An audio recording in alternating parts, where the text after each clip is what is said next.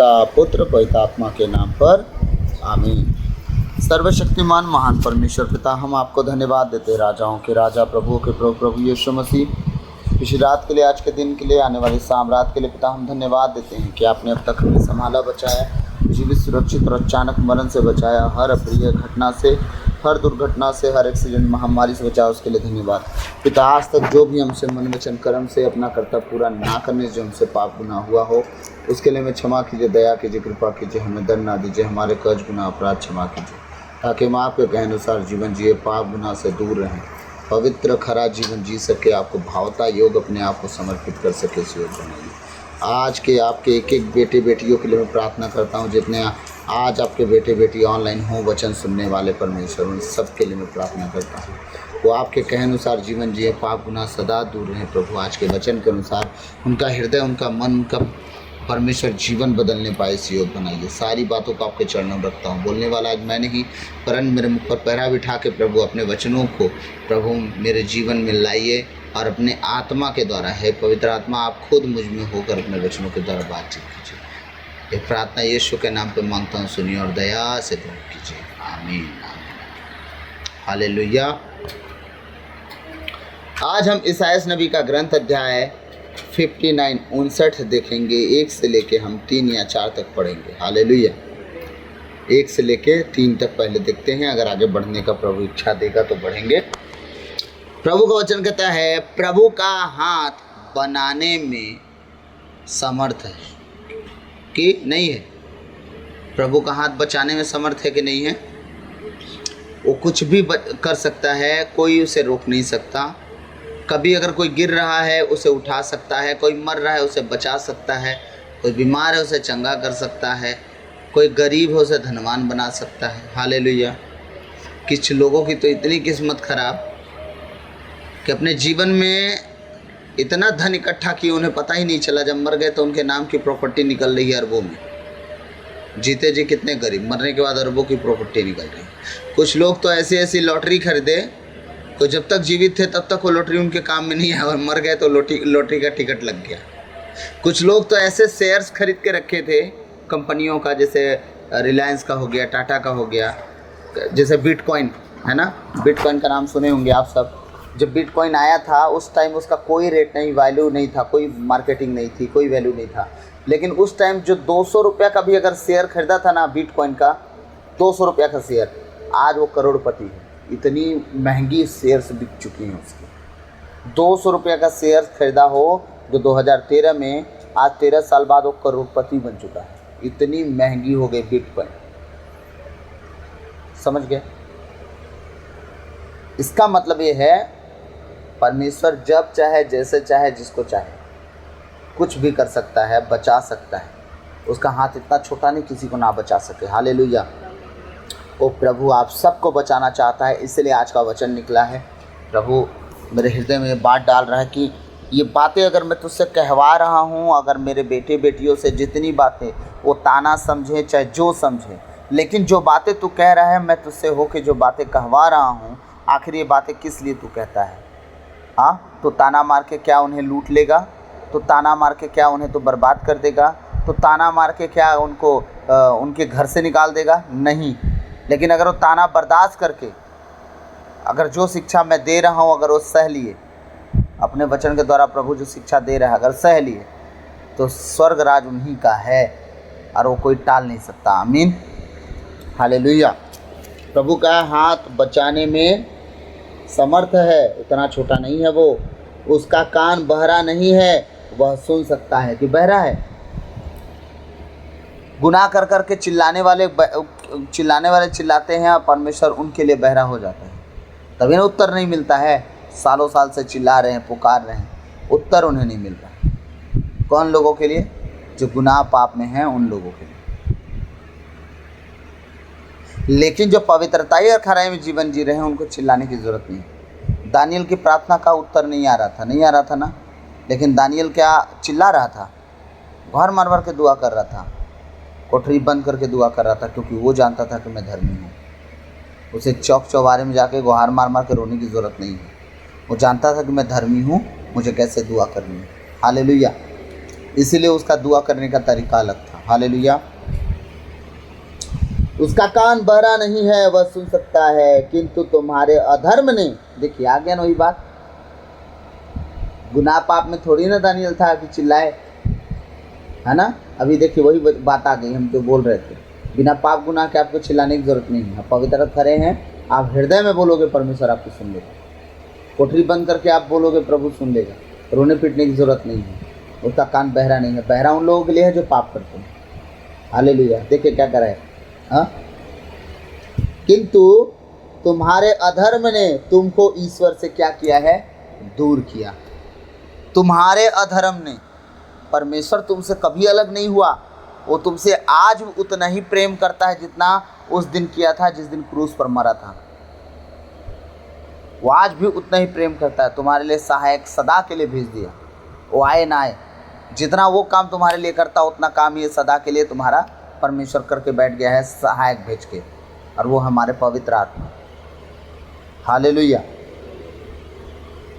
प्रभु का वचन कह रहा है, आप ध्यान से समझें, किंतु तुम्हारे अधर्म ने, किसी और ने तुम्हें परमेश्वर से अलग नहीं किया। दुनिया की किसी बात ने, किसी ताकत ने परमेश्वर से तुम्हें अलग नहीं किया। तुम्हारे अधर्म ने परमेश्वर से तुम्हें अलग कर दिया। आप बैठो, सोचो, जांचो, परखो, तुम्हारा पहला सा प्रेम कहाँ गया। जब तुम प्रभु में आए तो खूब रोए, खूब पीटे, खूब चीखे, खूब चिल्लाए, अकेले में गुप्त में बैठ बैठ के प्रभु से बातें किए। हाँ, आखिर बाद में क्या होने लगा? अधर्म इतना क्यों बढ़ गया कि आपका पहला सा प्रेम ठंडा होने लगा? ये सारी बातें परमेश्वर आप सबसे आज सवाल कर रहा है कि तुम कहते तो प्रभु मुझसे दूर हो गया है, लगता है मैं अकेले से हो गया, मैं अकेले सी हो गई। हाँ, अगर आपको ऐसा लगता है तो आखिर ऐसा हुआ क्यों? प्रभु तो किसी को नहीं छोड़ता, वो झपकी तक नहीं लेता, ऊँगता तक नहीं। वो परमेश्वर है, वो आपको छोड़ा कैसे? मात्र एक कारण, आपका अधर्म, जो खुदा को पसंद नहीं है वो करने से। क्या आप लोगों को थोड़ा भी दुख नहीं होता इस बात का? एक दिन था खुदा से आप बातें करते थे, खुदा आपसे बातें करता था। क्या आपको इस बात का दुख नहीं है कि खुदा आपके कानों में अब आवाज़ नहीं दे रहा है, आपको उसकी आवाज़ सुनाई नहीं पड़ रही और आप खुशी खुशी जी रहे हो? हाँ, एक दिन था खुदा आपको चलते फिरते अपने दिल की बात बता देता था और आपके लिए एक रोशनी की बात बता देता था। आपको कहाँ जाना, कैसे चलना, कैसे उठना बैठना है, वो बातें बता देता था। लेकिन आज आपको उसकी आवाज़ सुनाई नहीं दे रही। आप अपने विचारों को कहते हो कि नहीं, प्रभु ने मुझसे कहा। ये प्रभु के विचार नहीं हैं, वो आपके विचार हैं। अब आपको दुख नहीं लगते इन सब बातों को लेके? वो पहला सा प्रेम आपने खोया और परमेश्वर आपसे थोड़ा सा कीप डिस्टेंस में हो गया। लेकिन ये सब चीज़ें सुधर सकती हैं। वापस आप फिर से प्रभु के साथ वही समय बिताओ जहाँ से आप शुरुआत किए थे।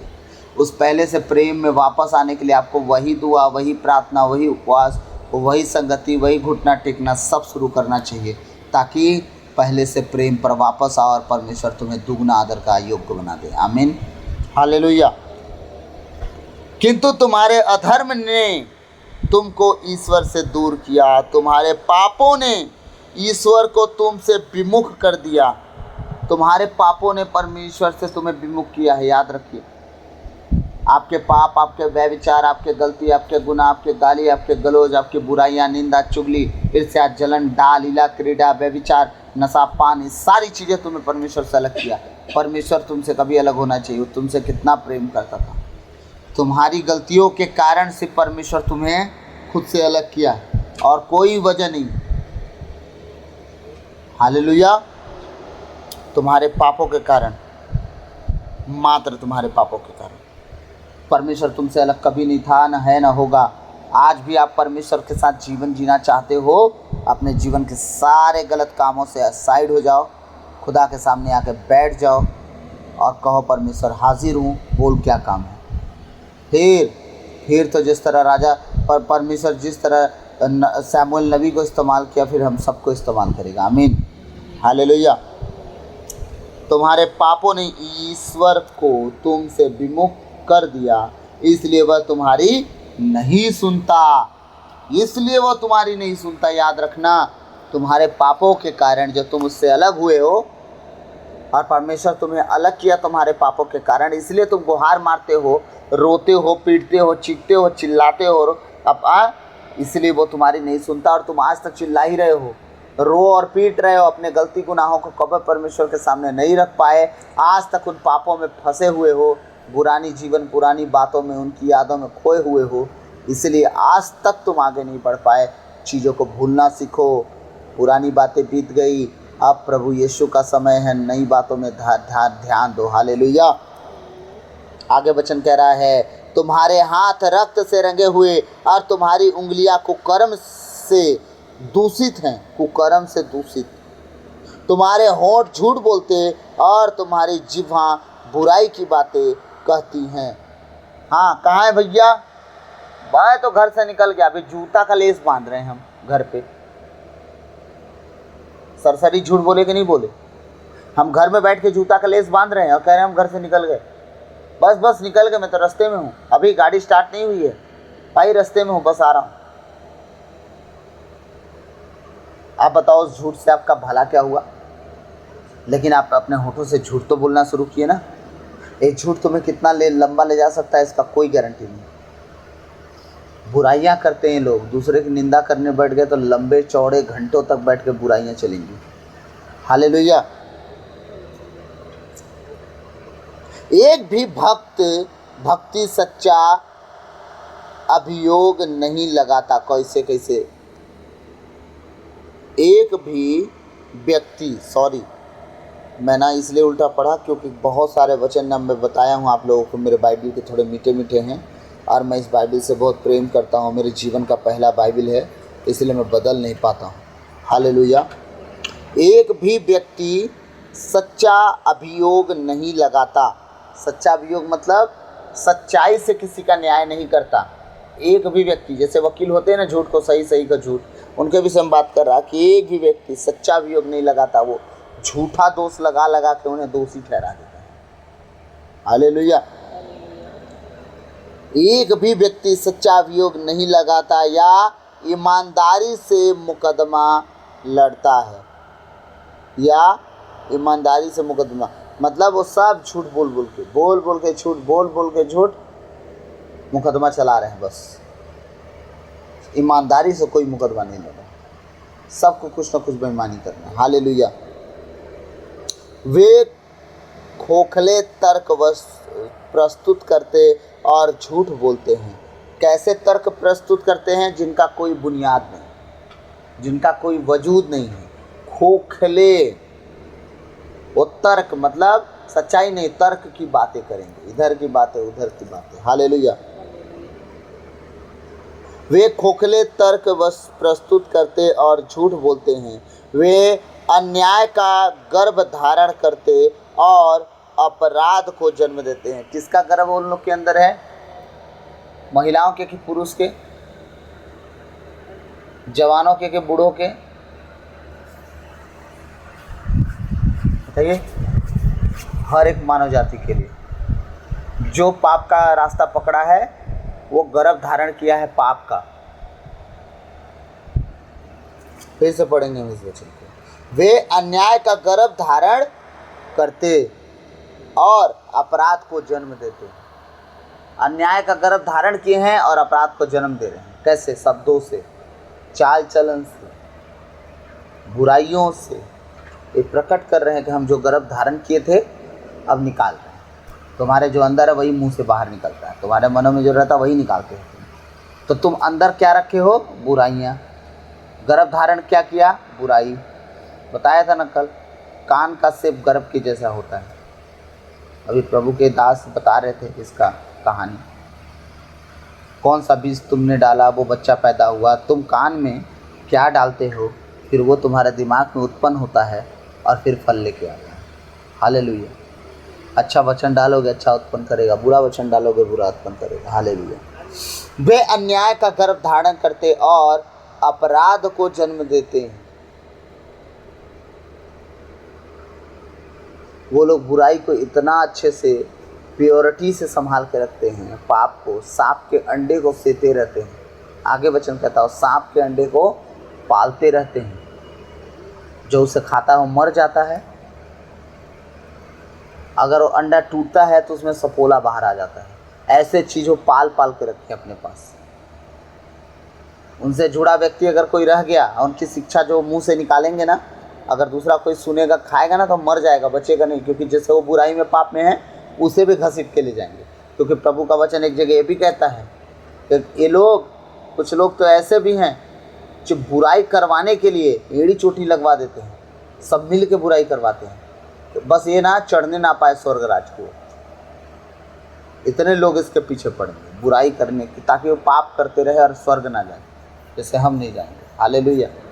इसीलिए अपने जीवन को हम जांचें कि हमारा परमेश्वर जो हमसे चाह रहा है उसमें से हम क्या नहीं कर रहे हैं और क्या कर रहे हैं।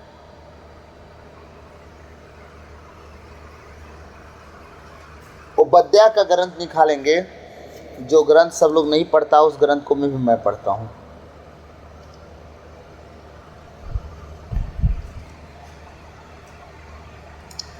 ओबद्याह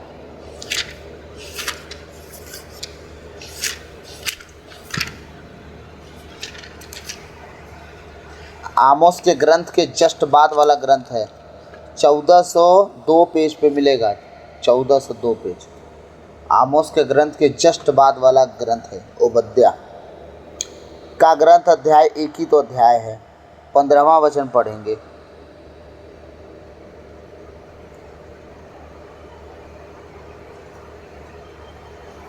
उन पर मेरा प्रभु का दिन सब राष्ट्रों पर टूट पड़ेगा। देख लीजिए, हमने क्या पढ़ा था? परमेश्वर उनसे दूर हो गया, नाराज हो गया, गुस्सा हो गया। प्रभु का दिमाग सब खराब कर दिए हैं। प्रभु का हाथ इतना छोटा है कि नहीं बचा सकता, वो बचा सकता है, लेकिन प्रभु के रास्ते कोई लोग खराब कर दिए, प्रभु के कहे अनुसार ना चल के प्रभु का दिमाग कर दिए पूरी तरह से अपसेट।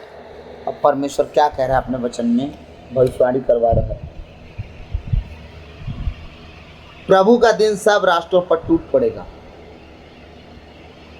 अब कोई रोक पाएगा उसको? मूसा भी तो नहीं रहा, बेचारा प्रार्थना करवा 40 दिन 40 रात उपवास करके रह गया ताकि इजरायली मारे ना जाए। परमेश्वर सबको मारने पड़ता, सबको मार दो, तुमसे मैं पीढ़ी बनाऊंगा। बोला ना, यही रहेंगे। मैं 40 दिन 40 रात भूइयाँ पड़ा रहा, ना खाया ना पिया ना सोया ना जागा, जमीन में अपने घुटनों के बीच अपना माथा रख के सोता रहा, मतलब प्रार्थना करते रहा। हालेलुया। प्रभु का दिन सब राष्ट्रों पर टूट पड़ेगा और तुम्हारे साथ वैसा ही व्यवहार किया जाएगा जैसा तुमने दूसरों के साथ किया था। तुम्हारी करतूतों का बदला तुम्हारे सिर मढ़ा जाएगा। किसका बदला? तुम्हारे करतूतों का, किसी और के करतूतों का बदला नहीं है। वो सिर्फ और सिर्फ तुम्हारे कुकर्म हैं। जब प्रभु के दिन जब आएगा, रोष के साथ, गुस्से के साथ, क्रोध के साथ, और सबसे पहले वो तुम होगे जो प्रभु के रास्ते पे नहीं चल रहे हो, इग्नोर कर रहे हो। क्यों? मैं आने वाले दिनों में आप लोग को इसका जवाब दूंगा। इस क्यों का याद रखिएगा। ये नहीं जानता कि कल दूंगा कि परसों दूंगा। कहीं ना कहीं प्रभु मीटिंग में ले जाता है तो समय चेंज हो जाता है, तो इसके लिए माइंड ना करें। इस क्यों का जवाब मैं बाद में दूंगा कि परमेश्वर क्या बोला है। एक समय आएगा तो वो ये बोला है कि जिसे मैं अपना जाति कहता हूँ उनसे मैं पहले लेखा लूँगा। सोचिए, जिन्हें वो पुत्र कहता है, अपना बेटा बेटी कहता है, अगर वो हमसे न्याय पहले लेने लगा तो उनकी दशा कितनी भयानक और बुरी होगी जो प्रभु पर विश्वास तक नहीं करते। कितना दिन भयानक होगा। जो प्रभु पर विश्वास तक नहीं करते उनका दिन कितना खतरनाक होगा। जब वो निजी पुत्रों से ही पहले सवाल जवाब करने वाला है, निजी पुत्रों का ही लेखा पहले लेने वाला है, तो जो प्रभु को विश्वास नहीं करते उनके साथ वो क्या करने वाला है? सोचो आप, वो दिन आने वाले हैं। ये परमेश्वर का कहना है। हालेलुया। एक बार फिर से वचन पढ़ूंगा मैं। प्रभु का दिन सब राष्ट्रों पर टूट पड़ेगा और तुम्हारे साथ वैसा ही व्यवहार किया जाएगा जैसा तुमने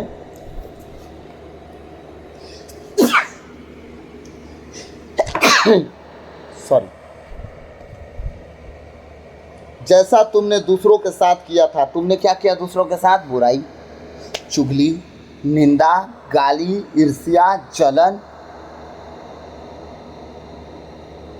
घूस लेना। हाँ, जितना कुछ तुमने किया उन सब का बदला तुम्हें परमेश्वर देगा। तो गैर जातीय तो हमसे ज़्यादा बुराई में है। अरे उनका तो तुमसे बुरा हालत होगा भाई, पूछो ही मत। लेकिन पहले तुम्हारा बुरा हालत होगा सबके देखते देखते कि परमेश्वर निज संतान को नहीं छोड़ा तो तुम्हें छोड़ देगा। फिर तुम रोज़ रो पीटे हो, कुछ नहीं होने वाला। तो तुम्हें एक समय दिया गया बचने के लिए, एक समय दिया है सुसमाचार सुनने और सुनाने के लिए। जिस दिन बैन करेगा सुसमाचार सुनाना, उस दिन कोई प्रचारक प्रभु का वचन नहीं सुना पाएगा। फिर कहता है प्रभु, तेरा वचन 7 समुंदर के उस पार थोड़ी ना है कोई खोजने जाएगा। हाँ, क्या आकाश के उस पार है, या 7 समुंदर के उस पार है, या धरती के नीचे है? नहीं, मेरा वचन तुम्हारे पास वरन तुम्हारे मुंह ही में है। जब तक तुम परमेश्वर को पा सकते हो तब तक क्या करो, उसे ढूंढो। मतलब एक दिन परमेश्वर, उसका स्वर्गदूत, उसकी आत्मा हम सब के पास से चली जाएगी, लोगों को उठा के, और सब बाकी मुंह ताकते रहे। वो 5 बेवकूफ़ कुंवारियों की तरह, भाई मुझे तो नहीं जीना, बाकी आप देख लो। 5 वो जो मसाले बिना तेल के बैठी थी, बिना अभिषेक के बैठी थी, हाँ, प्रभु का इंतज़ार करने। अभिषेक बुझ गया, प्रभु आया, जो अभिषेक लेके बैठी थी आग जलाई, प्रभु के भोज में सम्मिलित हो गए। हालेलुया। ओले बस हंतो लिकोरल हंदे निमासियान हुंतो सबरू लखी हलमा शहटल का रबो सहंदे। जैसा तुमने दूसरों के साथ किया था, तुम्हारी करतूतों का बदला तुम्हारे सिर मढ़ा जाएगा। अब जितना तुम्हारे ऊपर परमेश्वर दोष लगा रहा है या तुम्हारी बुराइयां कर रहा है, उन सारे कुकर्म करतूतों का दोष तुम पर लगाया जाएगा, किसी और पर नहीं लगाया जाएगा। आमीन। ऐसा ही हो। क्यों ऐसा ही हो? ताकि हम दोबारा ऐसा ना करें ज़िंदगी में जो करके छोड़ दिए है। इसलिए आमीन। और इसलिए आमीन, जब करेंगे तो उसका परिणाम भी भोगेंगे। इसलिए आमीन। अगर हम सब कुछ जान के अगर वही निंदा, वही बुराई, वही चुगली में फंसे हैं, तो कौन सा पश्चाताप बाकी रहा? हालेलुया। तो प्रभु आज के इन वचनों के द्वारा हम सबको आशीष दे। आमीन। आइए हम अंतिम प्रार्थना में जाएंगे।